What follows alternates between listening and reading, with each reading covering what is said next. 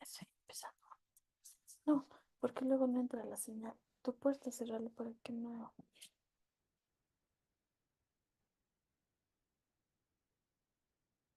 Bueno, muy buenas noches. Entonces ya vamos a dar inicio a la clase.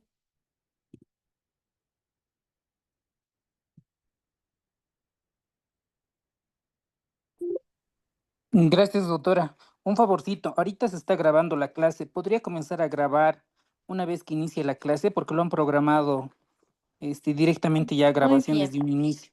Entonces, si me escuchan, ven mi pantalla, ¿no? Sí, doctora. Ahora sí me escuchan. Sí se escucha y sí se ve su pantalla. Ok, muy bien. Ahora sí, entonces vamos a empezar con el tema. Primero el hidrotórax, ¿no? Vamos a empezar con este caso clínico, que se trata de un paciente de sexo femenino de 6 años de edad con antecedente de nacimiento prematuro a las 28 semanas. Ese es un antecedente muy importante, ¿no? Que presentó síndrome de dificultad respiratoria neonatal y fue sometido a ventilación mecánica por un periodo prolongado durante la etapa neonatal. Durante los primeros 2 años de vida, la paciente presentó episodios frecuentes de bronquitis obstructiva y neumonía recurrente. A lo largo de los años ha sido diagnosticada de displasia broncopulmonar, lo que ha requerido múltiples ingresos hospitalarios por dificultad respiratoria. Actualmente la paciente presenta dificultad respiratoria crónica, taquipnea, con taquipnea persistente y sibilancias. En los últimos meses ha experimentado una disminución progresiva de la capacidad para realizar actividad física, incluyendo caminar distancias cortas, también refiere tos crónica, productiva. Aquí le vamos a poner el puntero. Desputo espeso, especialmente en la mañana. Los padres refieren que la niña presenta cianosis leve, especialmente al realizar esfuerzos. El examen físico que vamos a encontrar, que presenta taquipnea, sibilancias difusas a la auscultación y signos de insuficiencia respiratoria, ¿no? La acrocianosis, la retracción intercostal, la frecuencia respiratoria es de 38 respiraciones por minuto y la saturación de oxígeno en aire ambiente es del 89%. El resto del examen físico es normal, sin signos de insuficiencia cardíaca o periférico. La espirometría nos indica obstrucción bronquial, ¿no? Con un FEB, esa relación entre el FEB y el FBC menor a 70%, ¿no? Y esto que nos indica que hay una obstrucción, ¿no?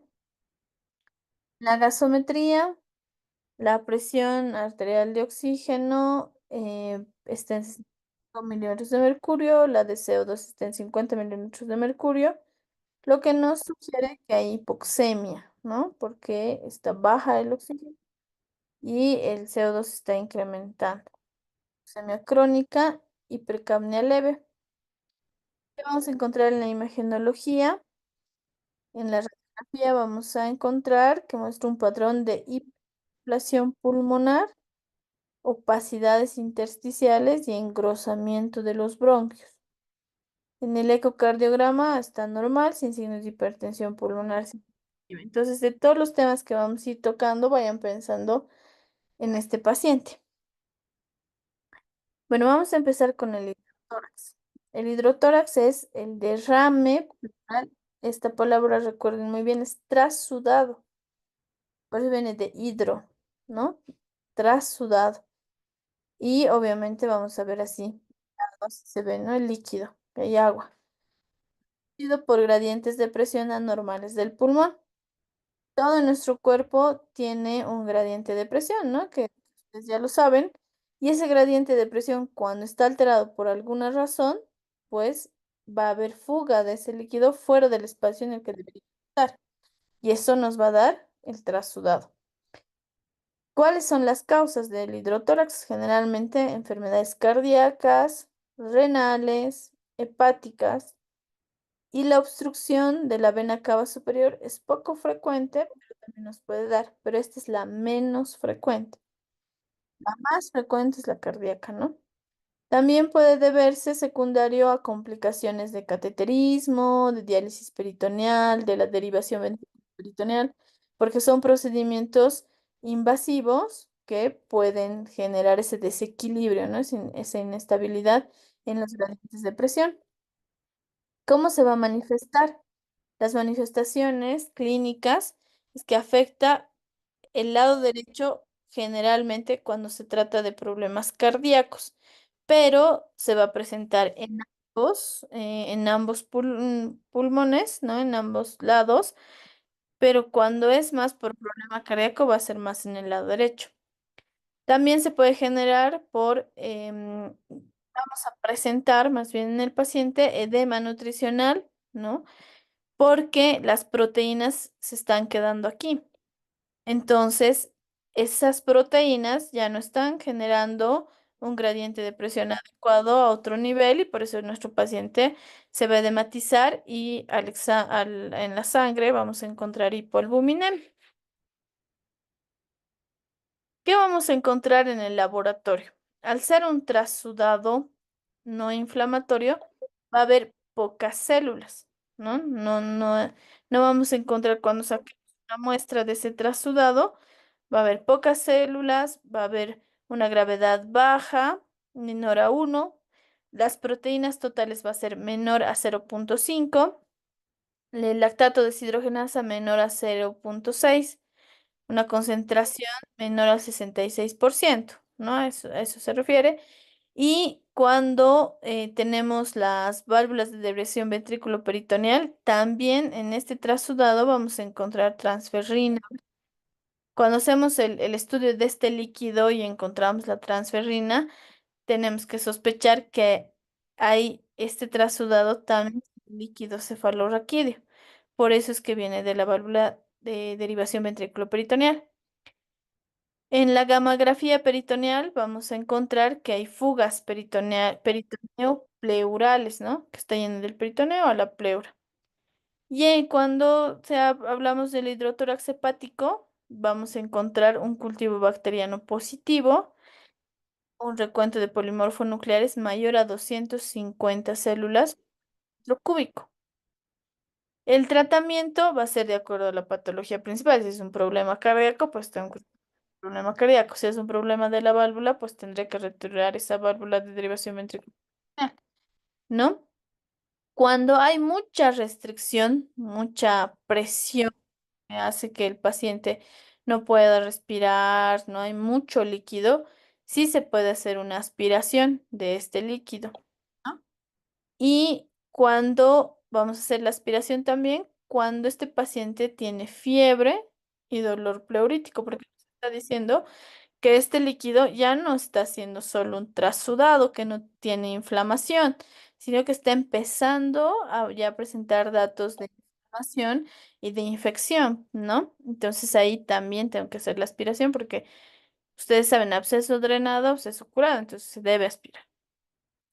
Cuando hablamos del hemotórax, vamos a ver que es el acúmulo, como su nombre lo dice, hemo, ¿no? Sangre en la cavidad pleural. Es poco frecuente en niños, pero se puede presentar cuando tenemos un traumatismo torácico cerrado o penetrante, un trauma iatrogénico, ¿no? Cuando se está interviniendo por algún problema cardíaco y se lesiona algún vaso y demás, puede generarse un hemotórax. Las erosiones de los vasos que se presentan más en tuberculosis, en empiemas, ¿no? Hay un proceso inflamatorio importante y estos vasos se vuelven cada vez más frágiles y entonces se puede generar el hemotórax. También cuando existen complicaciones de malformaciones congénitas, ¿no? Como secuestro del conducto arterial permeable, malformaciones arteriovenosas pulmonares, porque al haber una malformación vascular, estos vasos son más débiles y pues se revientan, ¿no? Se desgarran y se genera el hemotórax. También puede estar asociado a neoplasias, a discrasias sanguíneas, ¿no? Si tengo alguna alteración hematológica, puedo sangrar en cualquier región, cualquier parte de mi cuerpo. La diátesis, tratamiento trombolítico, ¿no? Que igual ahí va a haber una alteración en la coagulación. Y cuando hablamos de hemoneumotórax, lo que nos está diciendo es que hay sangre, ¿no? La hemorragia, pero asociada a neumotórax, ¿no? Neumo es aire, ¿no? Entonces voy a tener un nivel de sangre y luego un nivel de aire. En este caso, bueno, aquí solo vemos sangre, no vemos un hemoneumotórax, pero más o menos se ve aquí como una capa negra de aire, está la sangre. Se va a deber generalmente a ruptura de ampollas, cuando estas se generan como ampollas dentro de la pleura, ¿no? Se desgarran estas adherencias pleurales porque se está formando como tabiques y se desgarran y están cerca a un vaso, entonces me va a generar que haya esa burbuja de aire, ese espacio de aire, porque está viniendo de ese desgarro de esta ampolla y el sangrado, ¿no? Entonces, esa es una de las causas del hemoneumotórax. ¿Qué vamos a encontrar en las manifestaciones clínicas? Deterioro hemodinámico. Como se está perdiendo sangre, el paciente va a estar taquicárdico, nos va a dar datos de choque hipovolémico, ¿no? Va a estar pálido, puede entrar en un colapso ventilatorio, muy peligroso, ¿no? La mortalidad es alta. El hemotórax espontáneo, ¿qué síntomas nos va a dar? Va a ser súbito, un dolor súbito, dando llenar de líquido, está irritando la pleura y me va a generar dolor torácico importante, súbito. Este dolor puede estar a nivel torácico o a nivel de la región posterior en la espalda y va a haber, ¿no? No va a poder respirar nuestro paciente y vamos a llegar sí, a un choque hemorrágico, ¿no? Un choque hipovolémico porque estamos perdiendo sangre. Voy a hacer el diagnóstico con una radiografía, una tomografía, para saber, porque voy a ver, hay líquido, pero ¿es un hidrotórax o es un hemotórax? Entonces hago la toracocentesis, saco y voy a ver qué sangre, entonces hemotórax. No, el tratamiento debe ser rápido, oportuno, con oxígeno suplementario, reposición de líquidos de sangre, debo reponer esas cosas, porque mi paciente está entrando en choque. Tengo que, en algunos casos, se tiene que hacer una toxectomía, ¿no?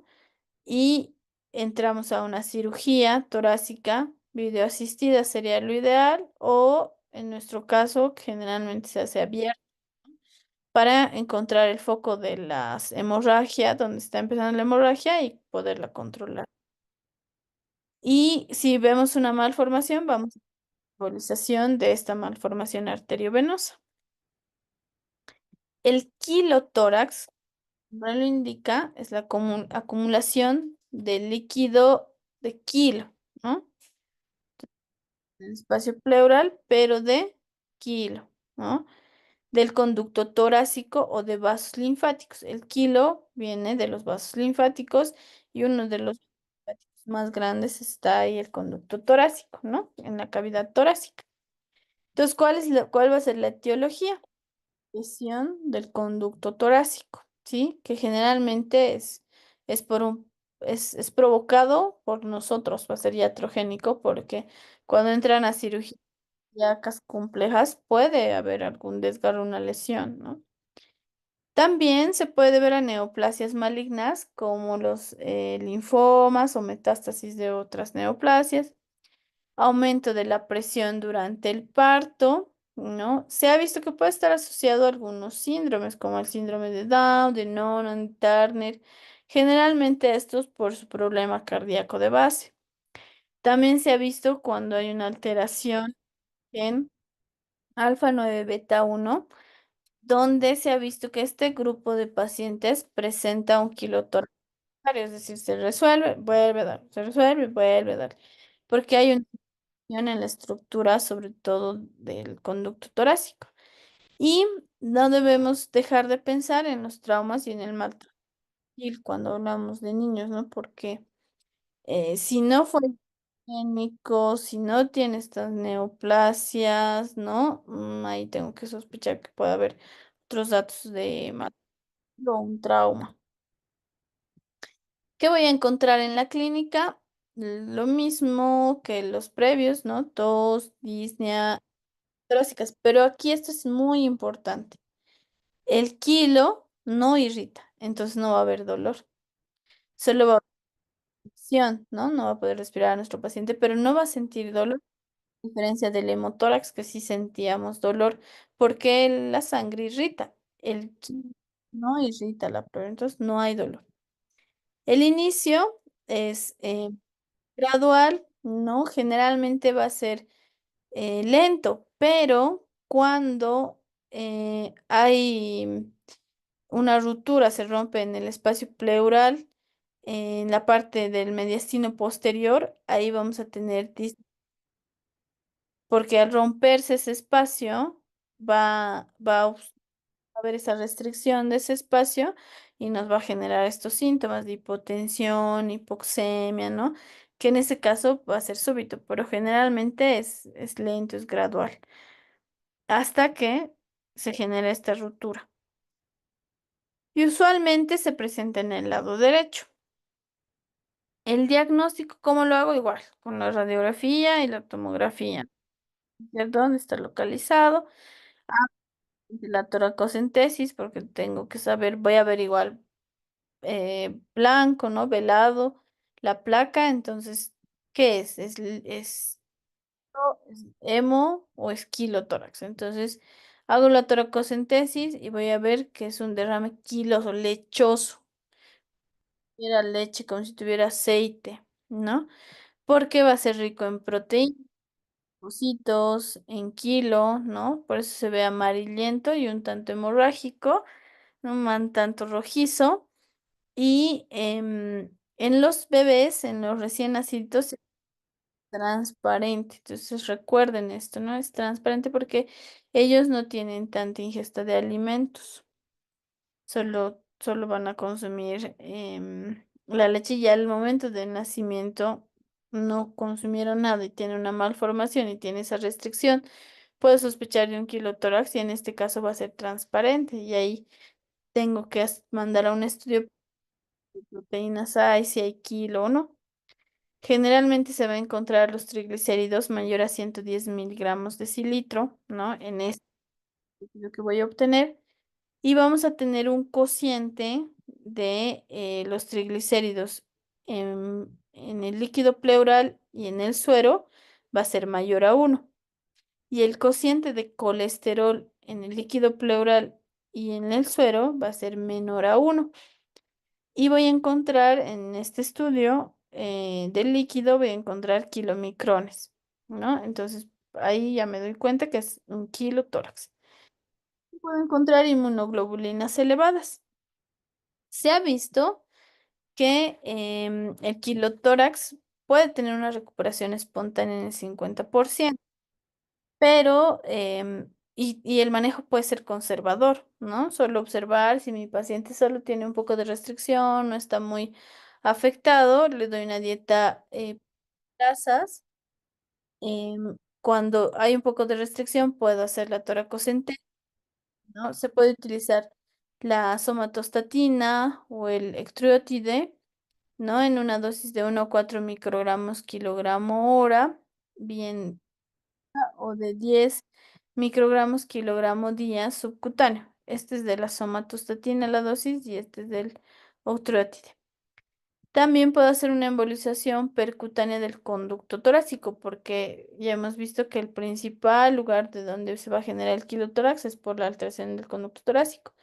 Y puede llegar a ser quirúrgico cuando, ¿no? Hay mucha afectación del paciente y cuando que hay una recuperación del paciente. Entonces, hacer una derivación pleuroperitoneal para que drene hacia el peritoneo. Puedo hacer la ligadura del conducto torácico o puedo hacer una pleurodesis. ¿Qué complicaciones voy a tener en estos pacientes?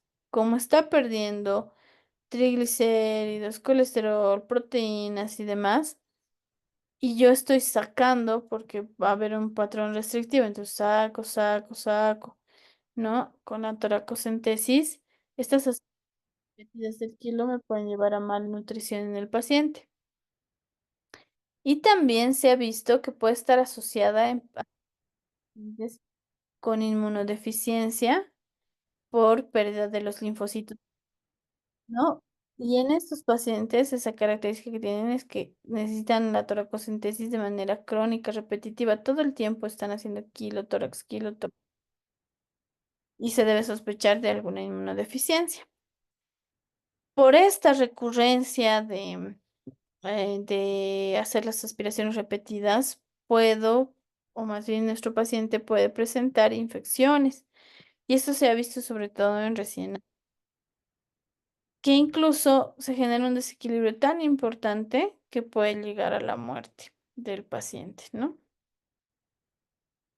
Ahora, con respecto a las enfermedades esqueléticas que afectan la función pulmonar, vamos a tener estas, ¿no? Dentro de estas, ¿qué características deben tener? Que nos van a dar una neumopatía restrictiva u obstructiva.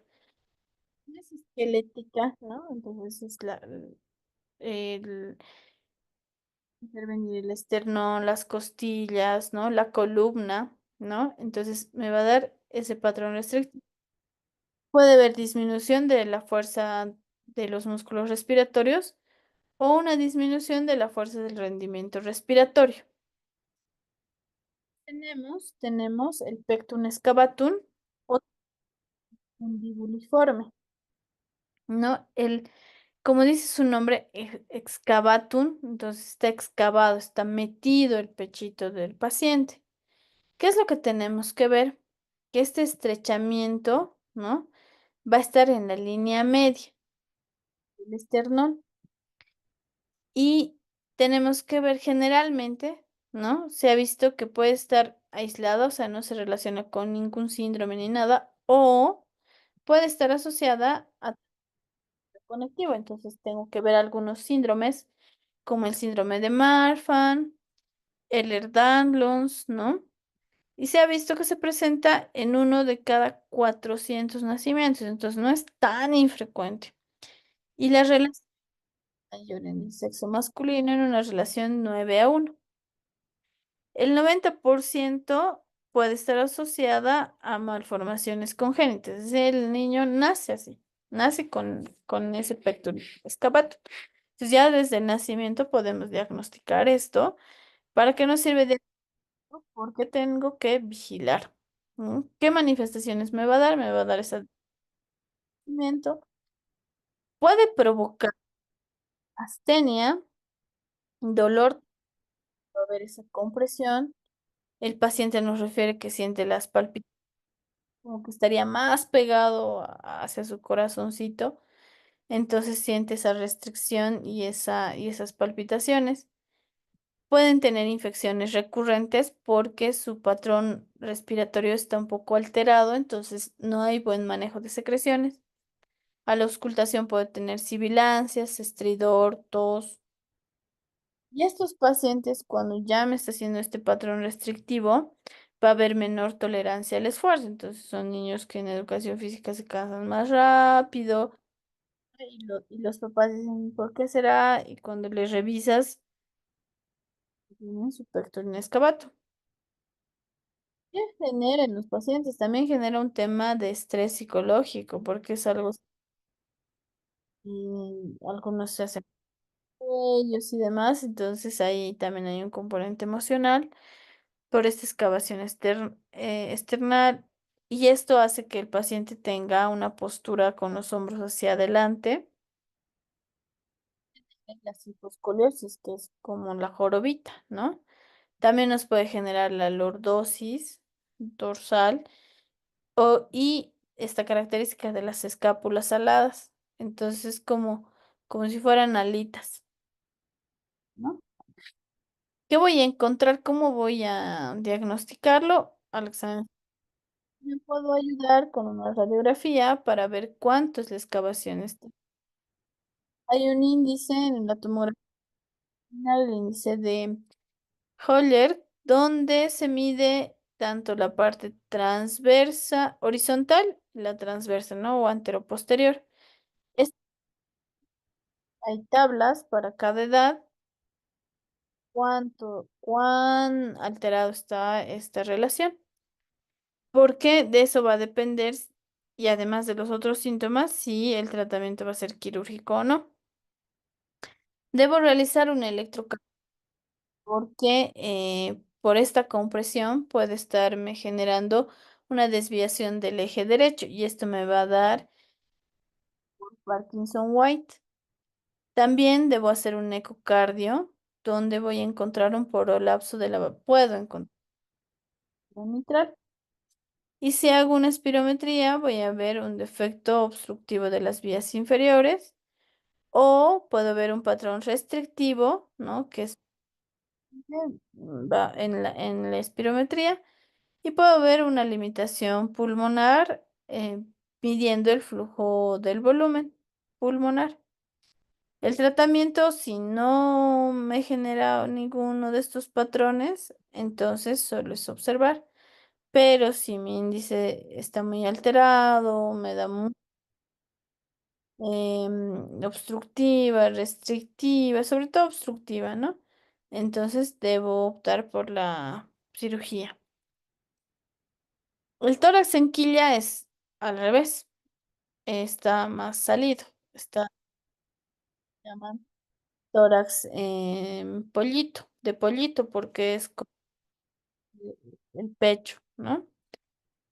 Esta malformación es a nivel external, ¿no? Como podemos ver en la imagen, se presenta en el 5 al 15% de las malformaciones de la pared. Igual es más frecuente en varones, 4 veces más frecuente que en las mujeres. Hay los que vienen de alteración superior, ¿no? Y la superior inferior, ¿no? Que viene aquí a esta parte. Las que son laterales, que son más bien más, más saliditas. Puede estar asociado a valvulopatía mitral y coartación de aorta. Entonces sí es importante que haga un estudio del corazón. Vamos a tener en el patrón ventilatorio igual obstructivo y también ¿no? Porque es como que está restringiendo, pero hacia los costados, ¿no? Y corregirlo, a veces hay como mallitas, ¿no? Que son órtesis, que son como chalecos para que esa parte no salga más y pueda desarrollarse mejor la parte de las costillas restrictivas. Y también hay la pero generalmente es o por el problema que nos esté generando un patrón obstructivo restrictivo, ¿no? O sea, fisiológico o estético, porque igual, como es más frecuente en varoncitos, entonces se nota más salido y entra la parte de estrés emocional, entonces también es un componente para hacer la cirugía.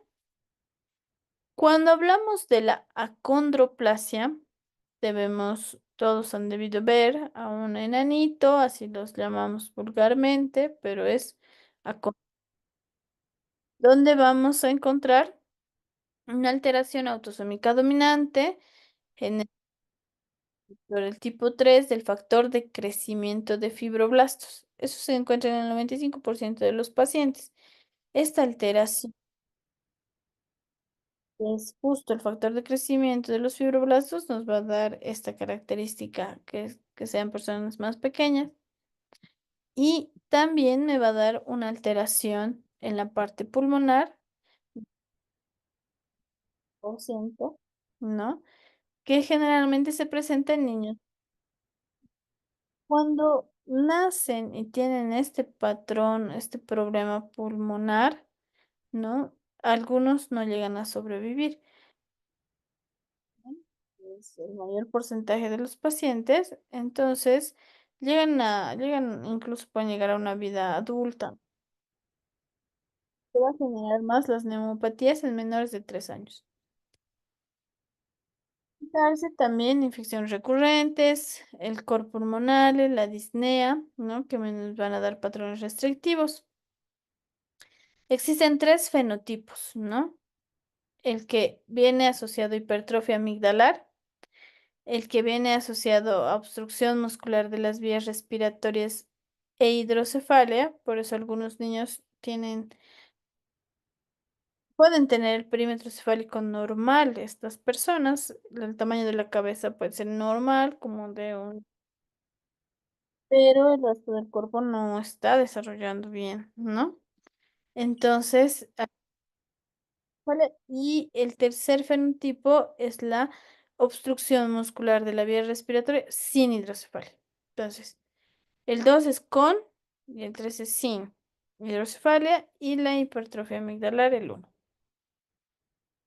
¿Qué vamos a ver en la condroplasia? Vamos a ver que las pruebas van a tener una reducción de la capacidad vital porque la estructura, ¿no? Esta estructura del tórax va a estar alterada y eso me va a generar que disminuya la capacidad pulmonar.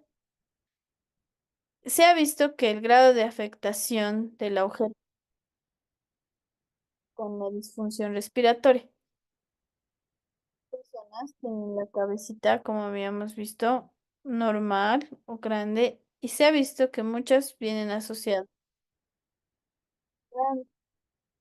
¿no? Entonces es como que el tórax de esta persona, como un muñequito, sus muñequitos de los autos que se mueven su cabecita, está así, como bailando, ¿no? Porque es muy grande.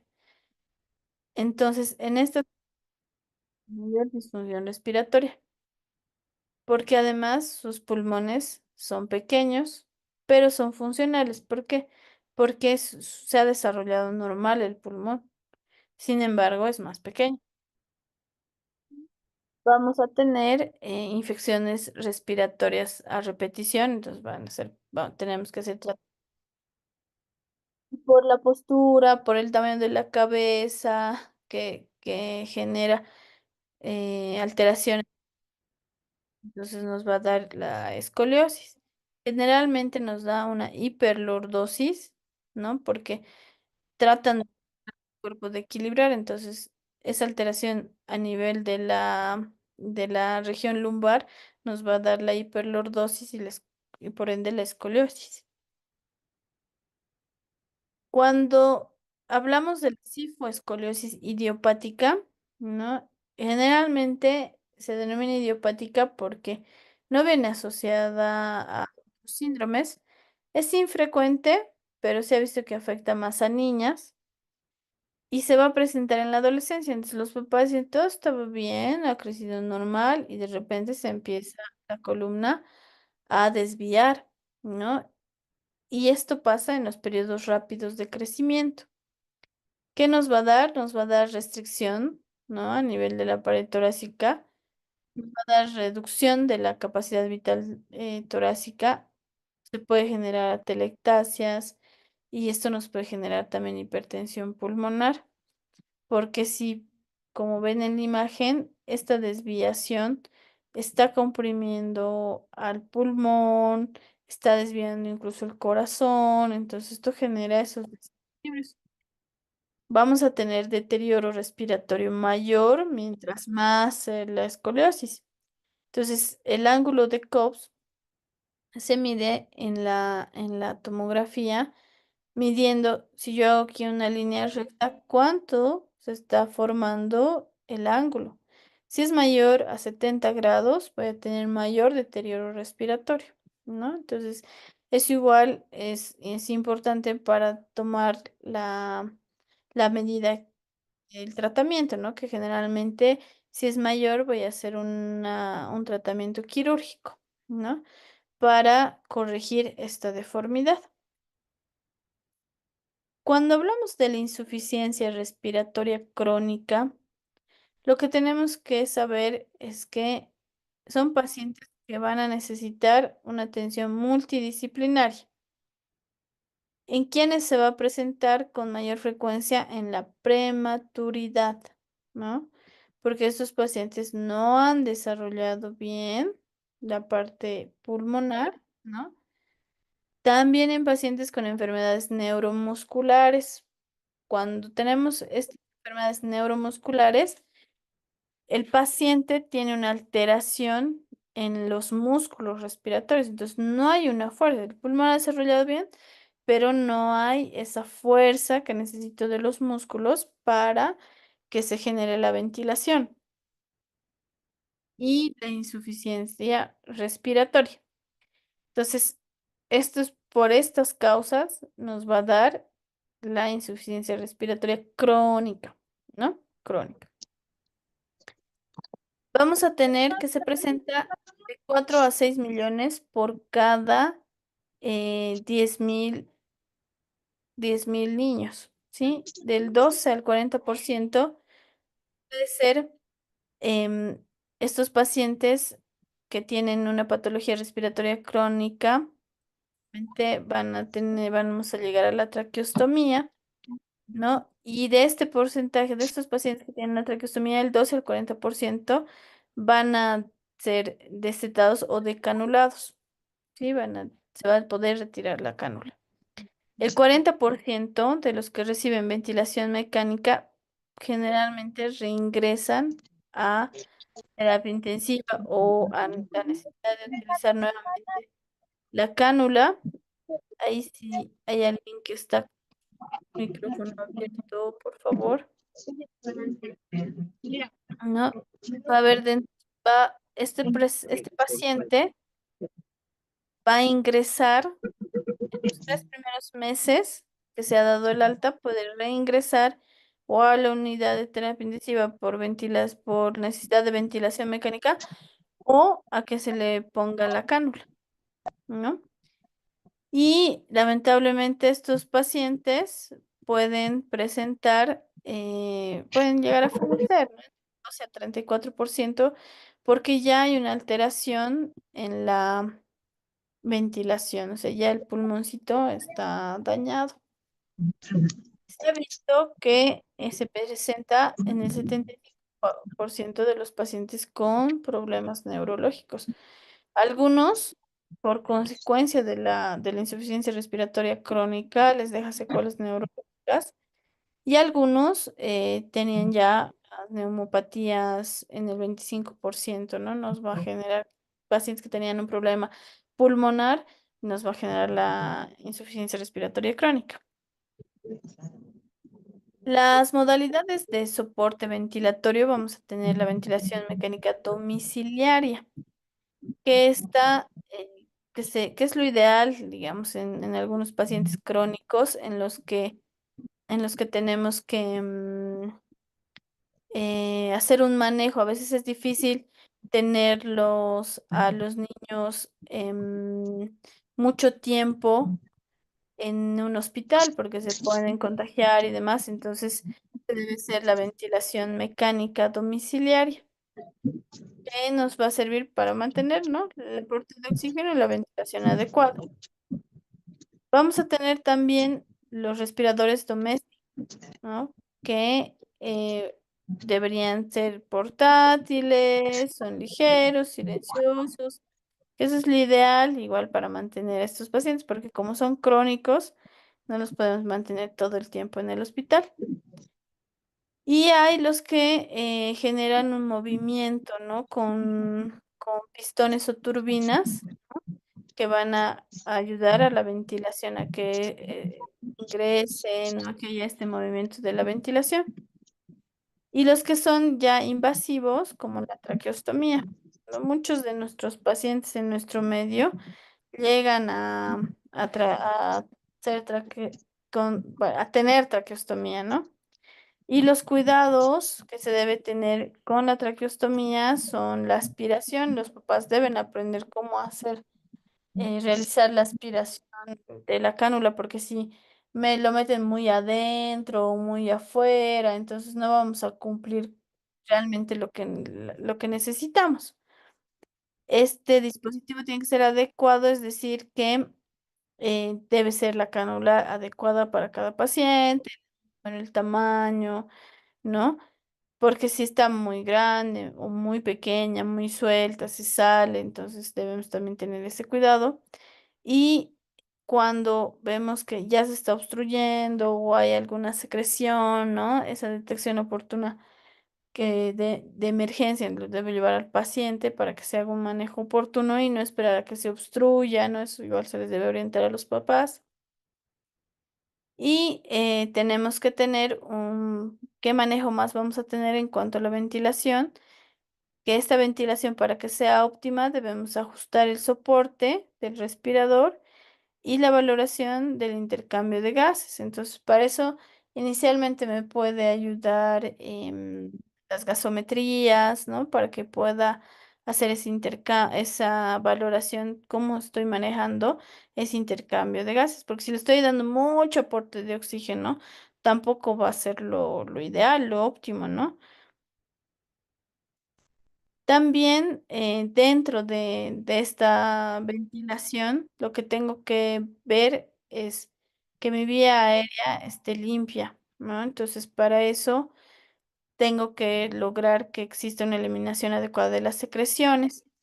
Hay la fisioterapia respiratoria que me ayuda a hacer como movilizar las secreciones, ¿no? Incluso hay unos chalecos que ellos hacen como esta oscilación, vibraciones a nivel del tórax para que se pueda eliminar estas secreciones y la tos asistida, ¿no? Entonces va a ir eliminando las secreciones y debe ser asistida porque necesito aspirar esas secreciones, porque si lo dejo ahí a mi paciente, estas secreciones no van a poder ser eliminadas y mi paciente incluso puede llegar a broncoaspirarse. También se puede utilizar medicamentos inhalados como la solución hipertónica, ¿no? Al 3% o broncodilatadores como el salbutamol, por ejemplo. Puedo utilizar algunos mucolíticos o anticolinérgicos. Para eso debo tener una hidratación adecuada porque las secreciones van a ser, mientras mi paciente esté deshidratado, mis secreciones van a ser más espesas, más difíciles de eliminar. Puedo utilizar la solución hipertónica, ¿no? Puedo utilizar la Dornasa alfa o la N-acetilcisteína, que la verdad es que ya no se usa tanto en niños, ¿no? Pero estos lo que hacen es destruir los enlaces del moco para que sea más fluido, entonces sea más fácil de que elimine nuestro paciente. En algunos casos se usa el glicopirrolato, pero esto es para que disminuya la secreción. Sin embargo, ¿qué puede generar? Que haya un espesamiento, o sea, que la secreción sea espesa y al generar que esté más espeso, va a generarme tapones, entonces puede llegar a obstruirme la cánula y eso va a ser desfavorable. Entonces, igual no es tan aconsejable utilizar este medicamento. También debemos hacer a la par la monitorización, ¿no? Porque debo saber si esta monitorización debe ser continua, porque debo saber cómo está mi saturación de oxígeno, mi frecuencia cardíaca, la hipoventilación central congénita, por ejemplo, o en la hipertensión pulmonar, debo medir las presiones, ¿no? Porque eso me va a generar un patrón en el que no va a haber una buena entrada de oxígeno, no va a haber una buena saturación, ¿no? Y ahí debo hacer algunos otros manejos. Obviamente el oxígeno suplementario que, como ustedes pueden ver en las imágenes, va a haber diferentes formas de administrar. Algunos simplemente necesitan oxígeno por aproximación, otros necesitan por bombona o concentradores, es decir, que tienen que ser con mayor fuerza, sobre todo esto en los pacientes que tienen patología muscular, porque no va a haber esa ventilación adecuada a nivel de los músculos, ¿no? Los músculos no están bien desarrollados y no nos va a ayudar en la ventilación, entonces por eso necesitamos que esté más concentrado y con mayor presión. También debemos ver el estado nutricional porque estos pacientes generalmente son crónicos, llegan a estar en desnutrición, no, no se los mueve mucho, entonces también se afecta el crecimiento. Cuando tenemos pacientes que pueden tener exceso, ¿no? Más de peso, eso también me va a perjudicar, ¿no? Y el hecho de que sean desnutridos también me va a perjudicar, ¿no? Tengo que ver que estos pacientes va a haber un consumo excesivo de las calorías, ¿no? Porque va a haber mayor desgaste en la parte pulmonar, pero también me va a incrementar la cantidad de CO2, ¿no? El del dióxido de carbono. Entonces tengo que ver de manera equilibrada la parte de nutricional, de las calorías, de las proteínas, ¿no? Entonces también necesito ese apoyo. Y generalmente son pacientes, como pueden ver en la imagen, que son dependientes de oxígeno, no hay buena deglución, ¿no? Entonces también voy a tener que usar sondas para la alimentación.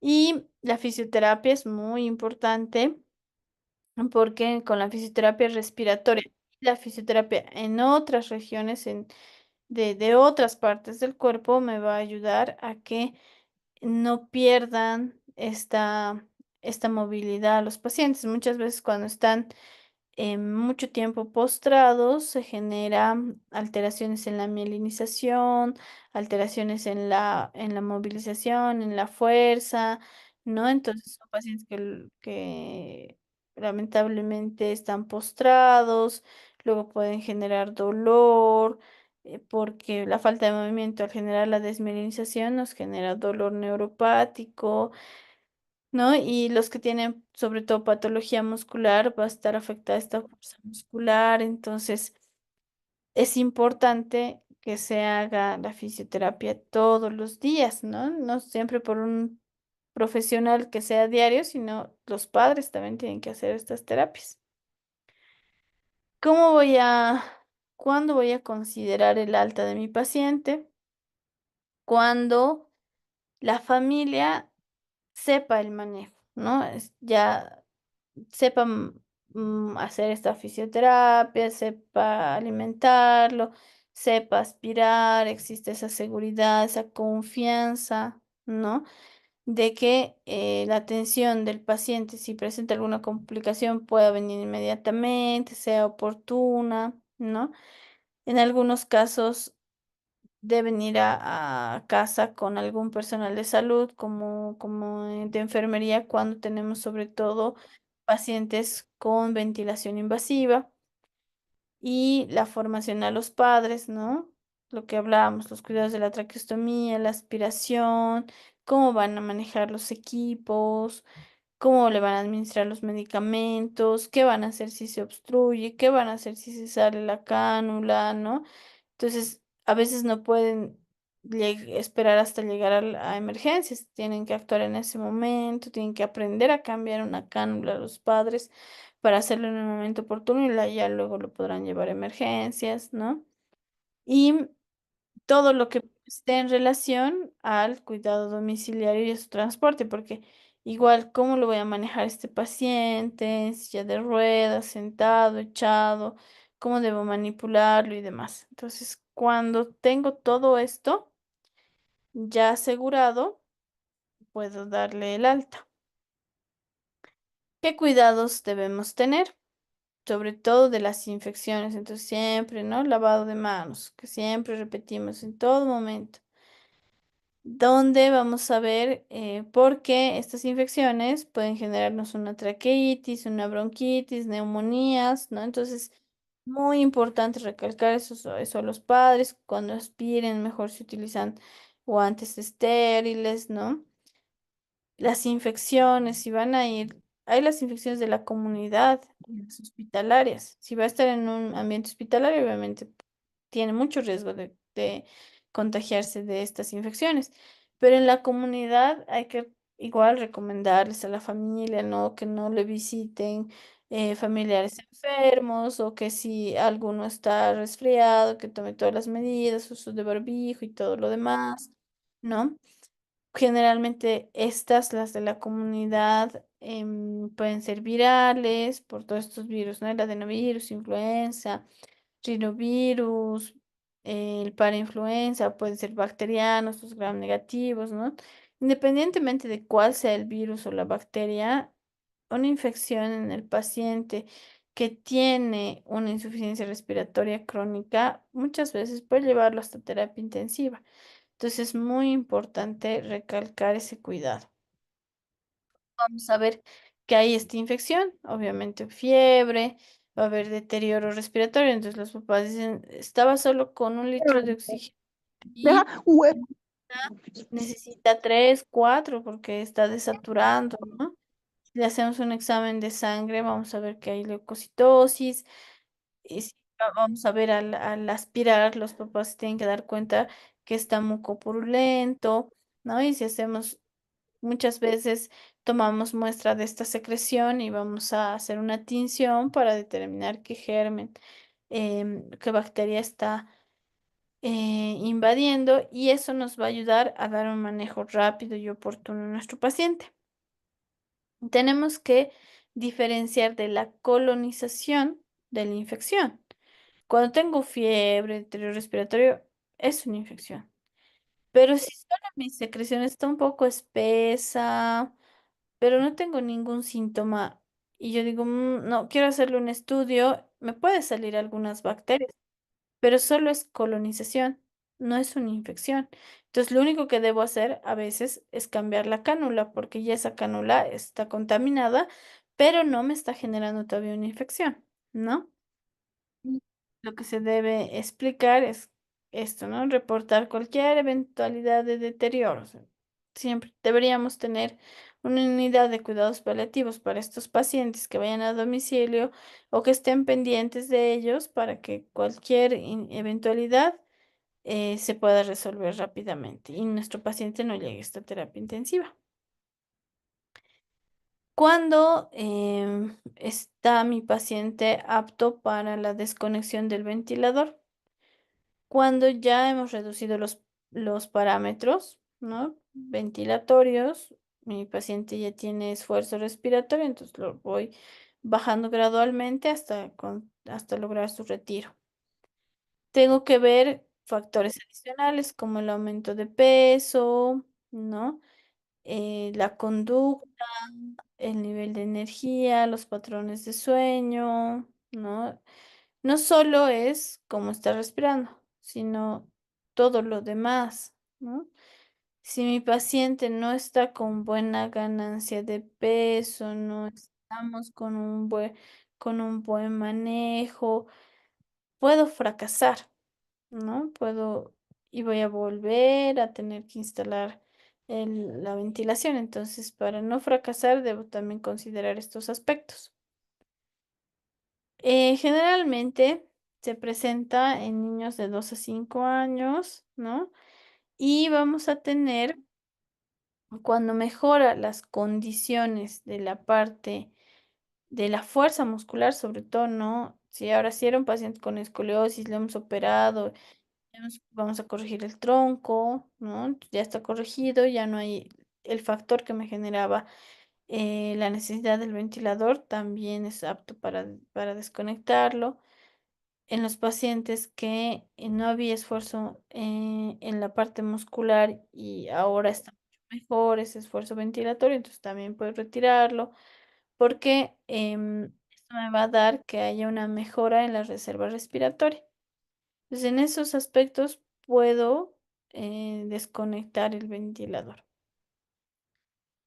Es importante también los aspectos psicosociales, porque como han visto, son pacientes complejos que necesitan muchas, un manejo multidisciplinario, ¿no? Para la familia puede ser agotador, tanto física como emocionalmente, porque son pacientes que requieren el apoyo de todo, de completamente, son dependientes completamente de algún familiar en algunos casos, ¿no? Entonces, esto genera un desequilibrio en la vida de la familia, ¿no? Genera limitaciones en la familia porque alguien se tiene que quedar con el paciente, dejarlo solo, ya no pueden trabajar todos, ¿no? Va a haber también limitaciones en el enfermo, ya no va a la escuela, ya no desempeña sus actividades con normalidad, ¿no? También tenemos que darnos cuenta que hay momentos en los que se tienen que tomar decisiones críticas, porque estos pacientes pueden llegar a hacer paro cardiorrespiratorio y se los reanima, no se los reanima, ¿no? ¿Cómo vamos a manejar cuando este paciente no mejora, no? Por ejemplo, los pacientes que tienen patología neuromuscular generalmente se van deteriorando por más fisioterapia que les hagamos, como es una enfermedad degenerativa, que el músculo se va desgastando, entonces tenemos que ver ya estos cuidados terminales, preparar a la familia para el momento del duelo, ¿no? Del fallecimiento del paciente. También tenemos que ser parte de esto nosotros como médicos. Cuando hay esta transición, ¿no? En los adolescentes, nosotros atendemos a los niños hasta los 18 años. Entonces, muchas veces los papás los siguen viendo como niños y ya tienen 20, 21 años. Entonces ya los tenemos que mandar a cuidados de adultos y el equipo también va a cambiar, ya no es el equipo que era el pediátrico, ahora es el equipo de adultos. Entonces esa transición a muchos padres les cuesta. Los padres dicen, no, que se quede con ustedes, pero realmente ya le corresponde ir a cuidados de adultos, ¿no? Entonces todo eso también se tiene que manejar en la parte psicosocial, ¿no? Cuando vamos a tener la hipoventilación central congénita, ¿no? Generalmente, o más bien es genético, ¿no? Como lo dice su nombre, hipoventilación central congénita. ¿Qué vamos a tener? Una neurocristopatía compleja. ¿Qué es esto? La alteración de la regulación respiratoria y autónoma, ¿no? No hay una ventilación adecuada, respiración adecuada. Vamos a tener ausencia completa o parcial, ¿no? Vamos a tener respuesta de esta respuesta a quimiorreceptores periféricos y centrales. Cuando estamos entrando en hipercapnia o en hipoxemia, estos quimiorreceptores se activan y entonces nosotros tenemos esfuerzo ventilatorio. Pero cuando no hay esta respuesta, entonces estamos considerando que hay una alteración, ¿no? De esta respuesta, de esta ventilación, ¿no? ¿Y qué vamos a tener? Generalmente se va a presentar desde el nacimiento, entonces vamos a tener esta alteración en el periodo neonatal y estos episodios se van a presentar durante el sueño, o sea, como episodios de apnea, ¿no? Esta falta de respuesta a la hipoxemia. Va a haber disminución de la frecuencia respiratoria, ¿no? Va a haber alteración de la capacidad vital torácica, vamos a tener la alteración se va a manifestar con cianosis, hipercapnia, ¿no? En los casos graves, incluso estos episodios de de apneas, de hipoapneas, ¿no? Se puede generar incluso durante la vigilia. Esos son casos graves. Generalmente se va a presentar cuando el paciente, los que son de inicio tardío, porque generalmente es en el periodo neonatal, pero los que son de inicio tardío van a ser mayores a un mes o en la edad adulta, ¿no?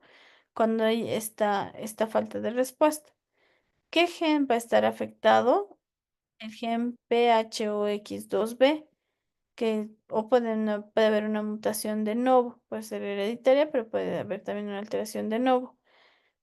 Va a ser generalmente autosómica dominante en el 50% de los pacientes y puede haber el mosaicismo, ¿no? Cuando es heterocigota, se ha visto que esta mutación se presenta en el 90-92%, ¿no? Y si no, en el 8 al 10% de la extensión de polialanina. Cuando tenemos una alteración a este nivel de esta proteína.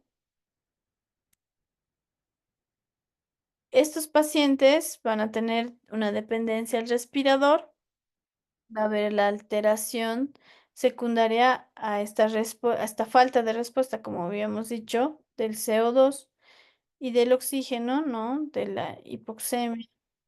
Va a haber ausencia de dificultad respiratoria, porque cuando se presenta la dificultad respiratoria, cuando mi cuerpo, mi cerebro reconoce que estoy entrando en hipoxia, entonces un mecanismo de defensa es respirar más rápido, dar estos datos de dificultad respiratoria. Pero como no hay esa respuesta a este cambio, a esta alteración, ¿no? Entonces no va a haber dificultad respiratoria. Que vamos a encontrar también que las moléculas de alanina están incrementadas, ¿no? Mientras más alto es este porcentaje o el número de alanina, mayor va a ser la necesidad de ventilatorio. Se ha visto que los lactantes, ¿no? Los niños responden mejor durante la vigilia que los niños en edad escolar. Puede estar asociada a algunas enfermedades, como la enfermedad de Hirschsprung en el 20%, ¿no? Va a estar asociado a estreñimiento. El Hirschsprung, como saben, es una alteración a nivel del intestino, donde va a haber igual una alteración a nivel de la inervación del intestino y obviamente me va a generar estreñimiento porque hay una mala mecánica o el peristaltismo más bien del intestino. Entonces también se puede asociar a este síndrome de hipoventilación central congénita. Los tumores de la cresta neural en el 50% pueden estar asociados a nivel de estas del NMRPA, ¿no? Y en el 1% en el MRPA. Los tumores extracraneales, ¿no? Como el neuroblastoma, el neuroma, el ganglioneuroblastoma, que son más raras, ¿no? También se ha visto que puede estar asociado a sistolia, donde va a haber esas pausas súbitas. Y cuando dura mayor a 3 segundos, cuando es prolongada estas pausas, esta asistolia, no está latiendo el corazón. Entonces, necesariamente tienen que ponerle un marcapaso porque si no, el paciente va a morir por un paro cardíaco. También puede estar asociado a alteraciones de la regulación del sistema nervioso autónomo. Entonces, lo autónomo controla mi frecuencia cardíaca, mi frecuencia respiratoria, ¿no? Entonces va a haber una alteración de disfunción multiorgánica. Y también puede estar asociado a patologías, ¿no? Estructurales, a patología, o sea, en la formación de la protuberancia a nivel del cerebro, ¿no? Del tallo cerebral, a nivel del bulbo, a nivel del locus ceruleo, que igual está en el tallo, el núcleo ambiguo, el parafacial, ¿no? Pero esto ya es una alteración a nivel estructural, neuroanatómico, ¿no? ¿Qué manifestaciones va a presentar este paciente? Nace el paciente no va a tener dificultad respiratoria, pero va a tener estos episodios de apnea, ¿no? Que no va a haber, que se va a quedar así como sin respirar. O va a presentar una respiración superficial. Nosotros denominamos apneas cuando el paciente está en esa pausa, sin respirar por 20 segundos. Cuando es menos de 20 segundos, consideramos pausas respiratorias. Se va a presentar en lactantes, en niños y en adultos, ¿no? Debo sospechar cuando hay estos datos clínicos, ¿no? Que puede haber una hipoventilación central que no tengo una explicación, ¿no? No encuentro cuál es la causa, ¿no? Estos pacientes, por esos episodios de hipoxia, pueden convulsionar y puedo encontrar cianosis en mi paciente. Va a estar más moradito, dicen los papás, no se ha puesto moradito y no se movía su pechito, ¿no? Vamos a ver la apnea obstructiva del sueño de difícil control, porque hay las que pueden ser transitorias en pacientes prematuros, que por su prematurez hacen apneas, ¿no? Apnea del prematuro, pero en este caso, cuando es central, ¿no? Congénita, esta va a ser de difícil control. Cuando son prematuros les damos cafeína. Y en algunos que son a término, igual se ha utilizado y hay respuesta. Sin embargo, en estos no hay. Es de difícil control, todo el tiempo desaturan, entonces tengo que sospechar que estas apneas son de origen central. También voy a ver, existe hipertensión pulmonar, elevación del bicarbonato. Estos niños van a tener deterioro cognitivo a la larga, entonces van a empezar a presentar retraso en su desarrollo, van a tener dificultad para concentrarse, ¿no? O incluso me pueden generar trastornos de conducta. ¿Qué debo hacer?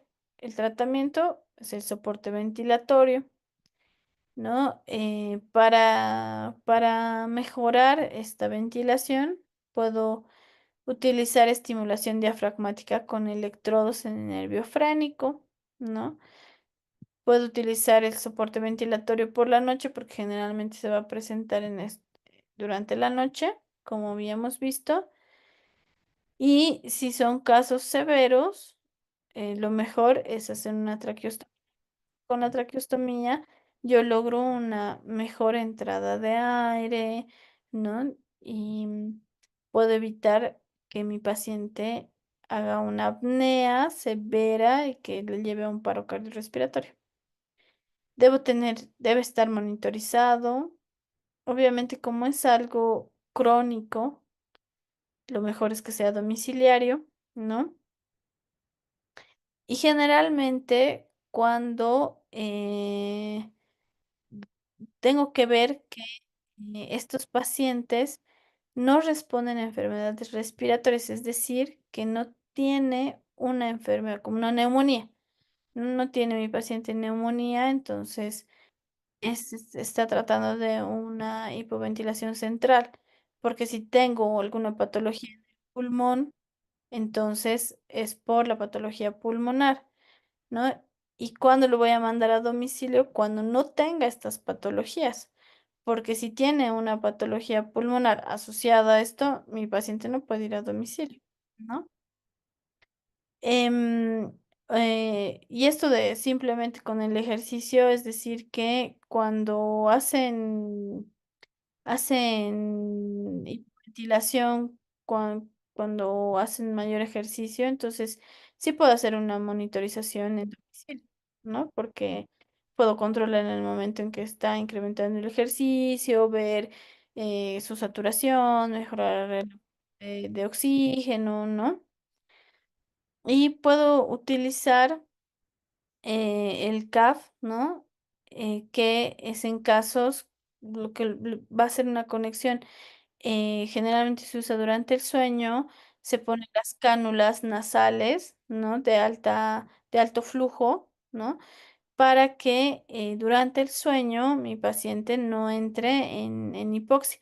Generalmente se utiliza en casos de pacientes que me van a hacer una hipoxemia leve, ¿no? Porque necesito aumentar el flujo, que sea un poquito más fuerte el flujo para que no haya esta hipoxemia.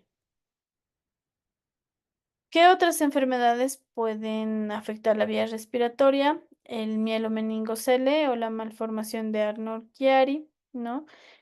El mielomeningocele, la hidrocefalia, que me pueden llevar, van a generar un aumento en la presión y la herniación de las amígdalas, cerebros del cuarto ventrículo. Todo esto, sí, lo que pasa en el cerebro es que está muy cerca del tallo.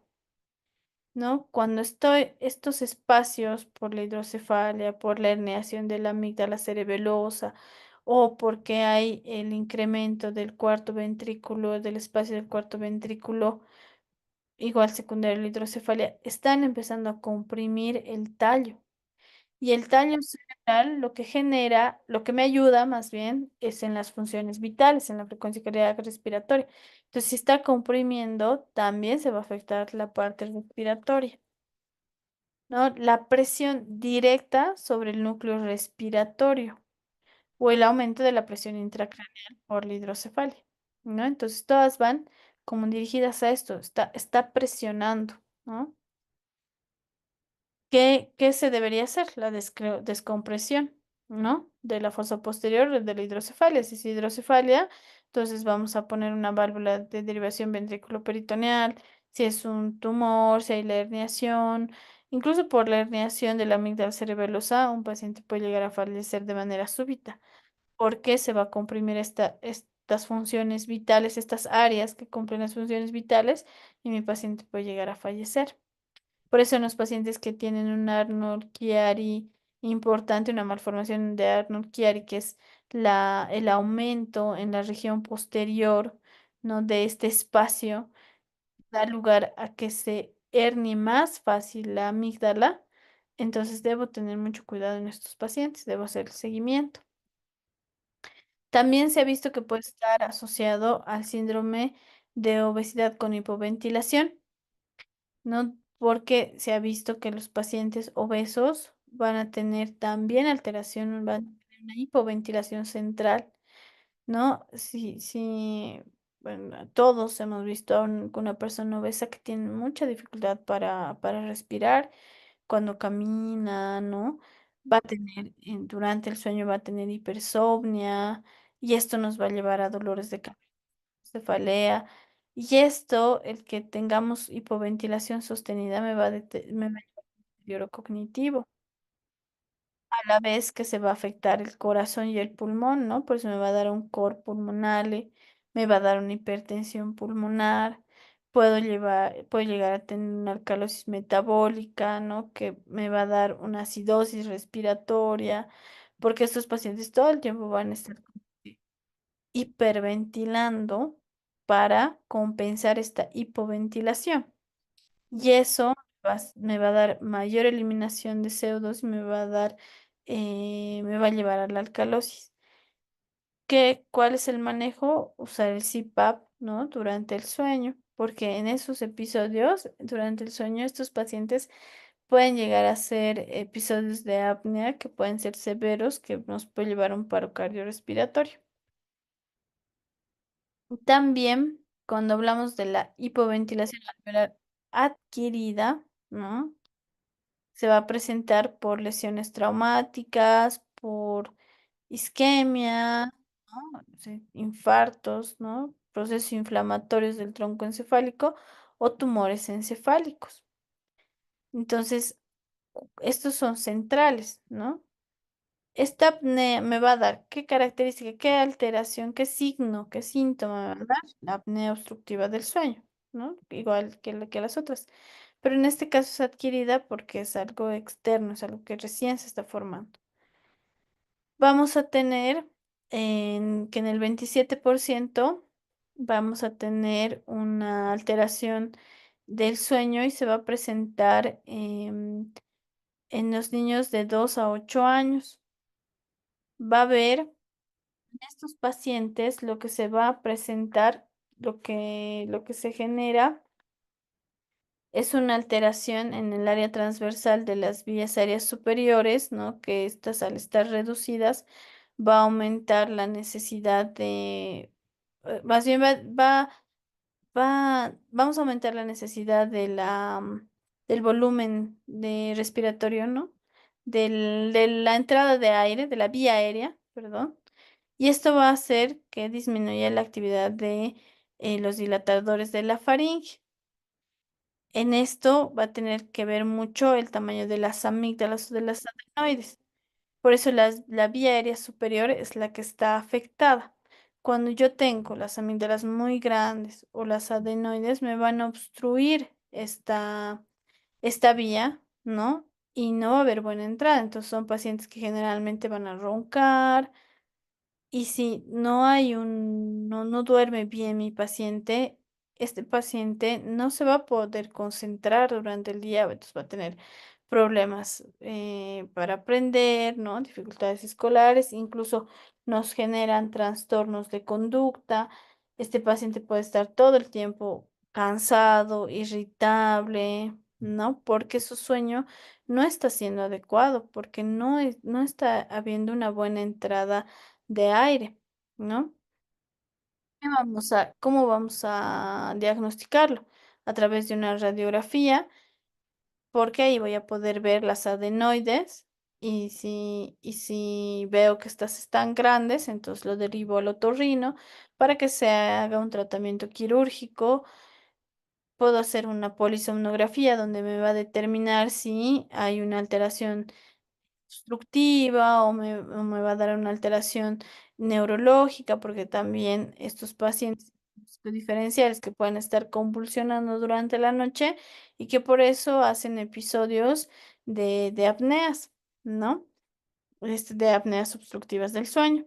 Entonces, en ellos puedo utilizar un CPAP o un BiPAP, ¿no? Para mejorar la entrada o la oxigenación durante el sueño. También puede deberse a lesiones medulares, ¿no? Se ha visto que en los pacientes que van a tener tetraplegia, ¿no? En el 50% de estos pacientes van a tener una alteración alveolar adquirida, es decir, que toda la vía respiratoria, ¿no? Si ha habido una lesión a nivel superior, va a estar afectado toda la vía respiratoria, todos los músculos, toda la inervación de la parte torácica. Entonces, la parte ventilatoria, la parte muscular va a estar afectada. Y al no haber esta inervación, es como si mi pulmón quiere responder, pero no puede, porque no hay esa expansión de los músculos respiratorios. Se ha visto que esto se presenta, estas lesiones medulares, que generalmente van a ser secundarias a traumatismos severos, ¿no? Accidentes de tránsito. Se ha visto que se presenta por cada año 1.100 casos nuevos. Y eso es por los accidentes de tránsito. Se ha visto que es más frecuente en varones adolescentes porque ellos manejan más la moto sin casco, sin precauciones, ¿no? Entonces, de alguna forma se podría decir un poco más irresponsables. Y esto nos puede llevar a una lesión medular, ¿no? Esta parálisis intercostal que habíamos dicho, ¿no? Que nos va a dar la lesión medular, también va a afectar al diafragma. Entonces, si tengo por un lado la parálisis de los músculos intercostales, de la inervación intercostal, también tengo afectado el diafragma, entonces no hay quien haga esa mecánica, esa bomba, ¿no?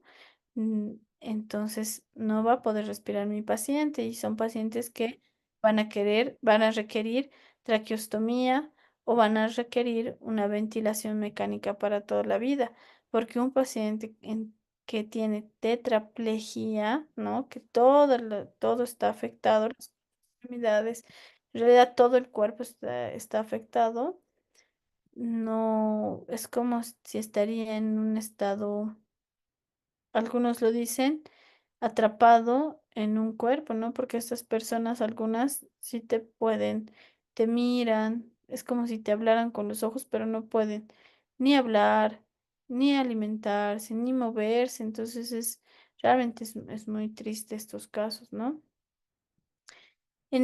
Se puede utilizar medicación para los espasmos que afectan la dinámica pulmonar, pero estos espasmos se presentan como respuesta del músculo. El músculo está queriendo actuar de manera independiente, es como los últimos pataleos, digamos, del músculo y generan espasmos y eso puede generar un poco de podemos pensar que están teniendo esfuerzo respiratorio, que va a mejorar, ¿no? Pero estos espasmos, al contrario, cuando estamos con la ventilación mecánica, pues nos van a perjudicar porque van a generar esos desequilibrios. Y por eso en algunos casos se da medicación para estos espasmos, para que disminuyan los espasmos y no perjudiquen la dinámica pulmonar. Bueno, la ventilación mecánica a largo plazo es el manejo para generalmente pacientes en cuidados paliativos, ¿no? Generalmente estos pacientes van a tener, van a ser o pacientes que tenían la traqueostomía, pacientes que tienen traqueostomía, ¿no?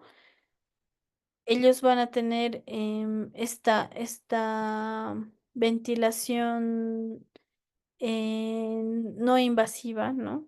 Porque van a requerir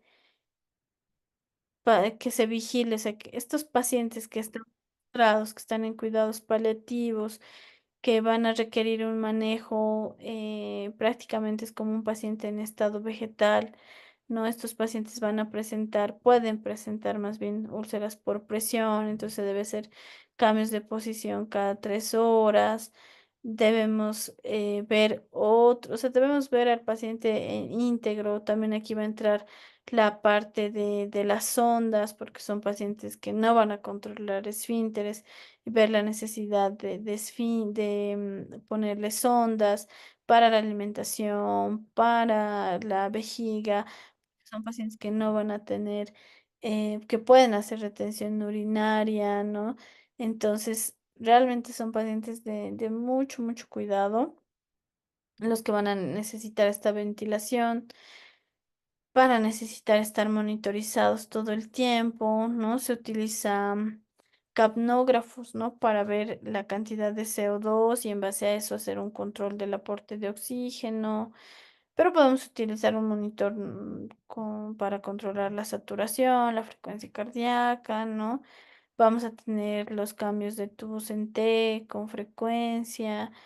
Según el crecimiento del paciente, va a ir creciendo el paciente y vamos a tener que hacer estos cambios con frecuencia. Entonces, realmente, cuando ya estamos en la ventilación a largo plazo, son pacientes realmente críticos, ¿no? Que en cualquier momento pueden llegar a fallecer. Y lamentablemente en nuestra sociedad no hay la eutanasia, ¿no? Porque sí son pacientes y familias que sufren mucho, pero para eso están los cuidados paliativos, donde se debería hacer el seguimiento con todo el equipo multidisciplinario, ¿sí? Entonces ahora vamos a ir al caso clínico que habíamos empezado al inicio para que ustedes vean de qué se trataba, ahora con todo el conocimiento que ya tienen.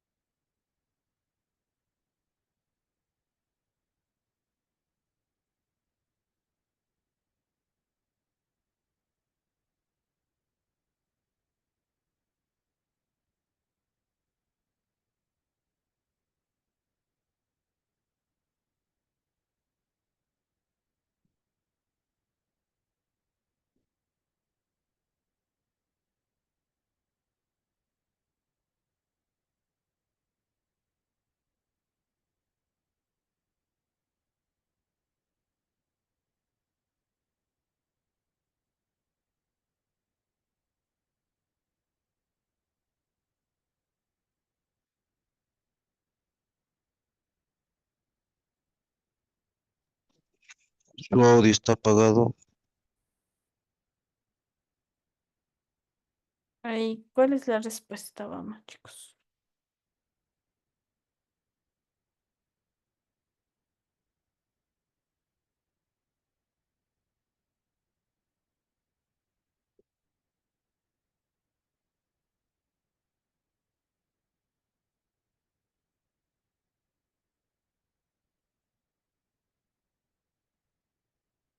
Ahí ven, alguno pidió ver las anteriores, ahí les dejo entonces un poquito más de tiempo.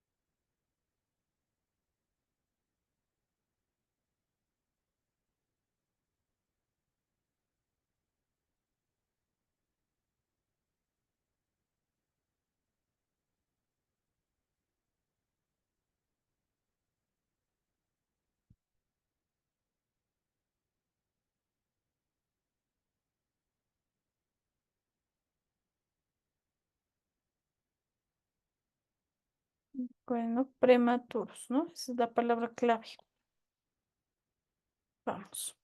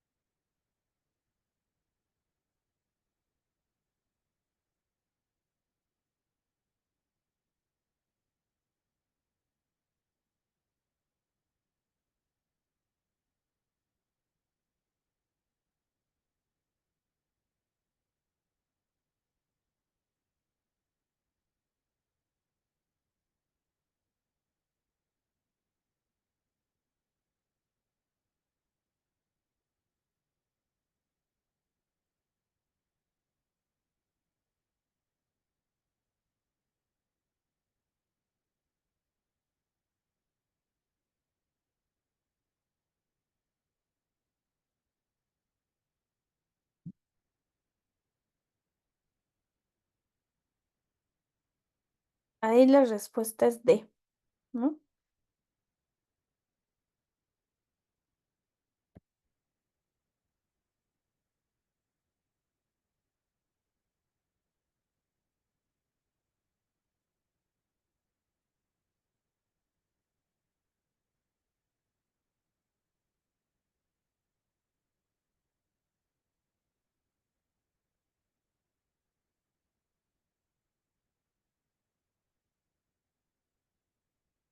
Bien, la respuesta es A.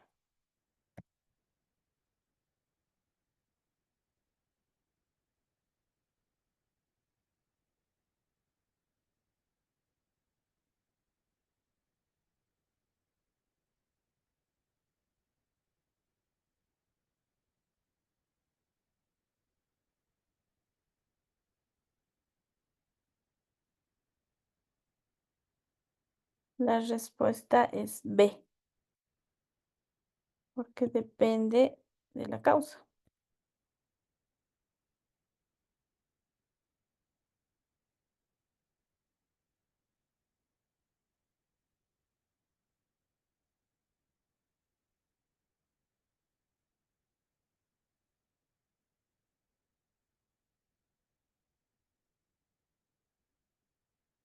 La respuesta es B, ¿no? La más importante en kilotórax.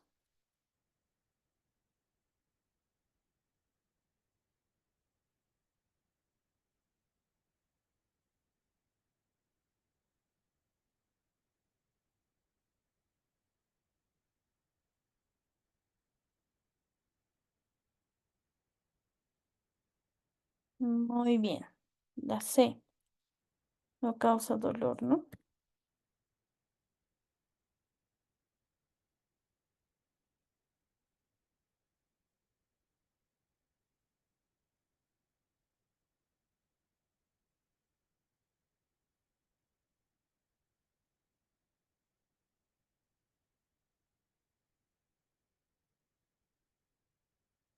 Muy bien, en neonatos. La B.